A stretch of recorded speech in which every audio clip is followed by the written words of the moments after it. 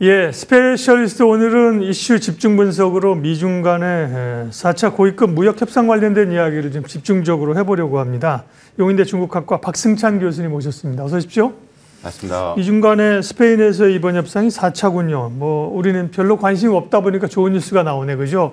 계속 모인다더라, 카더라 하면 별거 없었는데 이번에는 뭐 하는지 마는지 몰랐는데 결국은 사실 별로 관련 없어 보이는 것 같지만 굉장히 중요한 게 틱톡 문제인데, 그죠? 틱톡 문제에 대해서 트럼프가 뭐 해결될 것처럼 얘기를 했네요.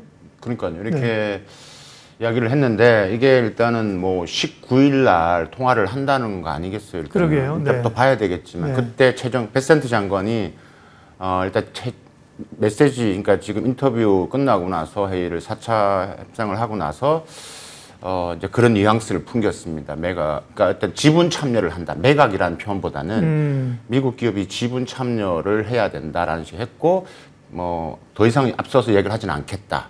결정은 19일 날 두 정상이 이제 이야기를 할 것이다라고 했는데 일단 큰 틀에서 합의는 했다라고 이제 보여지는데 이번에 어떻게 평가를 하냐면 일단 결국은 미중 무역 협상에 대한 이야기는 별로 진전은 별로 없고 이제 틱톡이 이제 이슈가 된 거예요. 왜냐하면 그게 이제 17일 날 이제 유예했던 기간이 이제 다가오니까 이거부터 이제 해결을 하는 것 같은데 틱톡 부분에서 이제 어떻게 될 것이냐라고 했을 때 일단은 매각이 사실 지금 여러 가지 썰이 있습니다. 매각을 한다 했을 때 누가 할 것이냐, 오라클이 할 것이다. 왜냐하면 미국 틱톡에 지금 여러 데이터가 좀 오라클이 좀 하고 있기 때문에 거기 저장을 하고 있기 때문에 오라클이 가능하고 매각 금액은 얼마 될 것이냐 할 때 지금 한 700억 해서 한 1000억 달러 이상을 갈 것이다라고 하는데 중국이 이것을 매각을 할 것이냐. 그러면 지금 방향성에서는 제가 볼 때는 뭐 이제 지분을 이제 어떠한 형태로 갈 것이냐.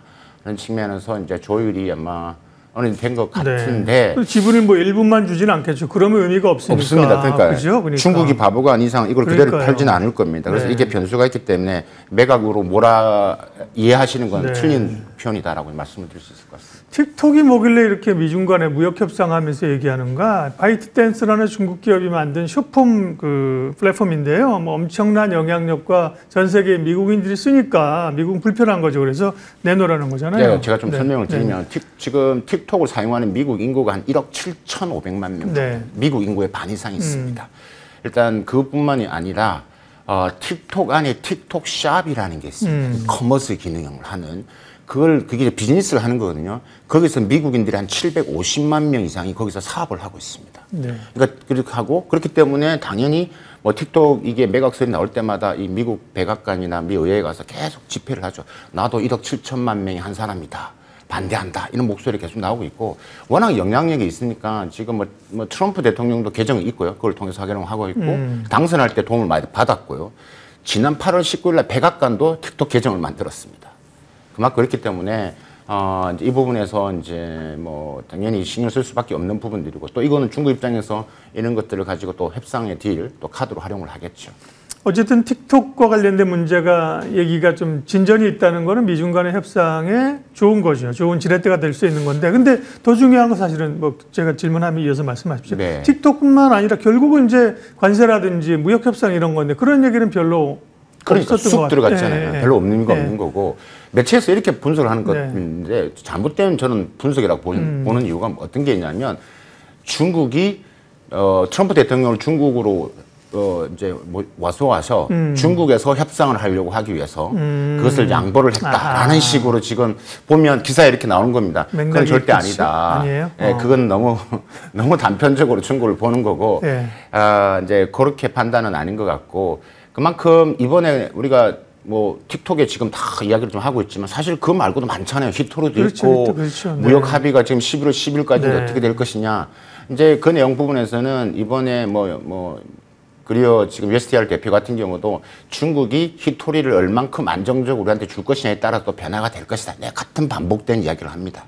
계속 지금 치열하게 지금 부딪히고 있고 이번에는 관세 협상에 대한 큰 진전은 없었다라고 지금 판단이 되고 그 중간에 이제 에이펙에서 이제 두 정상이 만날 것이냐 말 것이냐 이것도 이제 우리가 또 관심 있게 봐야 돼. 이제 얼마 안 남았으니까. 미중 정상 결국은 이제 미중 간의 무역 전쟁은 종지부는 실무진에서 왔다 갔다 고위급이 만나고 정상이 만나서 어쨌든 간에 이걸 합의하는 수준으로 간다는 걸 우리가 알고 있잖아요. 그죠? 그래서 미중 정상이 만나는 게 중요한데 우리로서는 경주에서 열리는 에이펙 때, 네, 그 미중 정상회담이 열리길 기대하고 있는 상황들인데 중국은 말씀하신 것처럼 베이징 와서 만나자 이렇게 얘기를 하거든요. 네, 속내는 뭔가요? 네. 화자라는 표현보다는 이게 좀 아무래도 좀 만약에 기타 삼국이나 혹은 한국에 있을 때 여러 가지 조금 좋지 않은 모양새가 나올 그런 좀 걱정을 하는 것들이죠. 예. 그래서 하는 건데 일단은 저는 중국에서 미중 정상회담 가능성을 좀 낮게를 보고 그러면 이제 이번 에이펙 정상회담 부분에서 트럼프 대통령이 올 가능성이 매우 높아졌고 지금 중국도 시진핑도 지금 제가 볼 때는 한 70~80% 이상까지 근접해 있고 예. 이미 실무진에서 움직이고 있습니다. 우리 정부도 이미 의제를 지금 예를 들면 한중 뭐 정상회담 아젠다를 지금 다 지금 조율하고 있는 단계로 저는 알고 있습니다.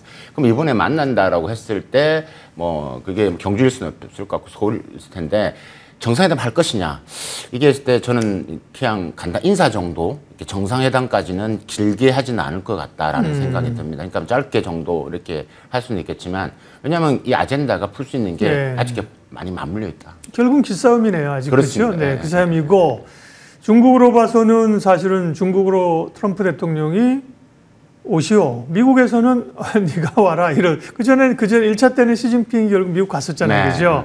그런데 사실은 삼국에서 만나는 게 어떻게 보면 더 좋은 거잖아요. 서로. 네. 그러나 말씀하신 것처럼 오더라도 여기서 심도 있게 미중 간의 협상이 논의가 되고 타결로 가는 그런 수순으로 갈 걸 기대하는 거는 이러다. 네, 그렇다는 지금 내용 아젠다 자체가 예. 풀 수 있는 게 지금 다 이게 맞물려 있기 때문에 연장선상, 그러니까 11월 10일 부분에서 그러게요. 기본적인 부분만 이야기가 있고 일단 뭐 그런 측면이죠. 그러니까 우리 미중 간에는 싸우면 안 된다, 협력을 해야 된다, 평화를 해야 된다, 뭐 이런 전체적인 큰 아젠다 차원에서 그냥 논의되는 정도로 보여진다. 매번 제가 방송할 때 말씀을 드리지만 이 관세 부분은 어느 정도 접점은 찾아갈 겁니다. 펜타닐 네. 관세도 있기 때문에 하지만 뭐 우리가 계속 이야기하는 뭐 첨단 기술 통제라든가 히토류 이런 부분들은 계속 이제 뭐 그냥 중장기적으로 보시는 게 맞고 이 부분은 절대 합의가 불가능하다라고 저는 확언을 합니다.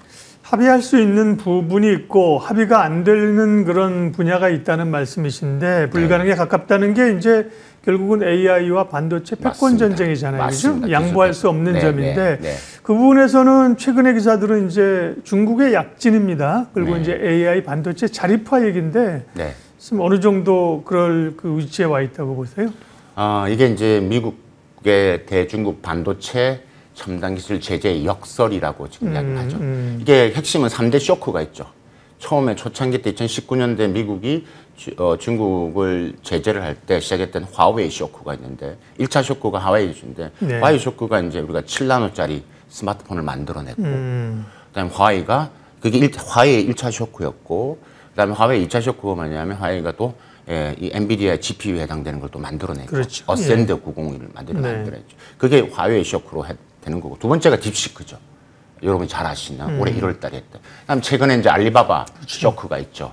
알리바바가 또 이런 GPU를 만들게 되겠다라고 이제 이미 테스트에 들어갔다. 그러니까 이런 화웨이, 딥시크, 알리바바 쇼크를 보면서 중국의 기술 자립은 계속해서 지금 올라가고 있고 지금 두 나라가 만나고 이야기하고 있지만 중국 내부는 계속 반도체나 AI 부분들에 있는 기술 자립 이런 것들이 더 가속화되고 있는 것은 명확하다. 제가 바로 지난주도 또 중국을 또 갔다 왔지만 이런 부분에서는 다양하게 일어나고 있습니다. 그래서 기술 자립의 속도, 그 다음에 우리가 뭐 캠브리콘 같은 경우는 뿐만 아니라 유니콘 기업들, 그러니까 전체적으로 중국 반도체 AI 부분에 대해서의 이 성장의 속도 이런 부분들은 미국 예상했던 그 이상으로 빨라지고 있고 사실 캠브리콘 같은 경우는 사실 주목을 별로 하지 않았던 기업이었고 그 말고 다른 기업들도 있는 기업들이 있기 때문에 매우 중국 내에서 치열하게 이런 반도체 AI 기업도 또 경쟁을 하고 있기 때문에 이제 뭐 기술 자립은 뭐 저는 명확하게 보여지고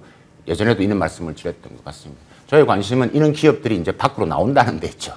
이제 자국 시장에 오는 경쟁이 치열하니까. 그래서 한국 시장에도 많이 이제 들어올 것으로 보여지고 거기에 따른 우리나라에서도 조금 이제 좀 준비를 하고 이제 해야 될 것 같습니다. 예. 왜냐하면 경쟁이 치열하기 때문에 우리 입장에서는 또 이게 뭐 긍정과 부정이 가져오는 메시지가 있다. 미국과 중국의 이 두 고래 싸움, AI와 반도체의 그 와중에 이제 우리 국내 반도체 업체들이 고민입니다. 그러니까 한편으로는 사실은 도움이 되는 거는 미국이 중국을 막아주기 때문에 중국의 반도체 굴기가 좀 늦어지는 우리 기업으로서는 사실은 시간을 좀 번 측면도 없지 않고요. 그러나 이제 중국 시장에 실제로 우리 기업들이 뭘 할 수 없도록 미국이 견제를 하면서 국내 반도체 업체들이 중국에서의 어떤 위상이나 판로는 어떻게 들어야 될까요? 우리가 긍정과 부정을 이야기를 많이 하셨는데 사실 긍정이 미국이 중국을 제재하면 우리가 공간이 더 넓어질 것이고 중국이 성장을 못할 것이다. 이게 긍정을 받던 시나리오였습니다. 근데 그게 반대죠, 지금. 부정이 더 많은 겁니다. 아까 제가 미국이 중국 반도체 제재 역설이 일어난다고 했는데 제재를 가하면 가할수록 더 빨라지기 때문에 우리한테는 부정이 더 많은 겁니다. 안 좋은 게 돼요. 그러니까 이번에 예를 들면 V 같은 경우도 만약에 장비가 더 안 되면 우리 기업 입장에서는 계속 가면 결국은 이 공장을 어떻게 현 형태로 정리를 해야 되는 그렇죠. 갈 수밖에 없습니다. 예. 그럼 그걸 중국 기업도 그대로 흡수한다고 했을 때 기술적으로 기술이 넘어갈 것이고 인적 자원에 또 넘어갈 것이고 이런 부분에 있을 때 그리고 중국이 그 시장에서의 시장을 점유율을 더 높이면 결국 이것은 중국 반도체 뭐 이게 드램이든 간에 혹은 뭐 여러 가지 반도체 생태계에서 중국의 존재감은 더 커질 수밖에 없기 때문에 이걸 긴 호흡으로 봤을 때 우리한테 저는 더 안 좋은 거로 보고 있습니다. 그렇기 때문에 이거는 사실 기업이 할 수 있는 게 매우 제한적이다. 그래서 결국은 정부가 좀 역할을 하는 게 저는 뭐 중요하다 이렇게 보고 있습니다. 네. 근데 뭐 트럼프 체제에서는 또 뭐 정부가 역할을 할 수 있는 입지가 너무 좁아져서요. 오히려 뭐 기업들이 가서 트럼프랑 담판을 하는 엔비디아도 그렇고요. 뭐 그런 흐름이 돼서 어려운데요. 네.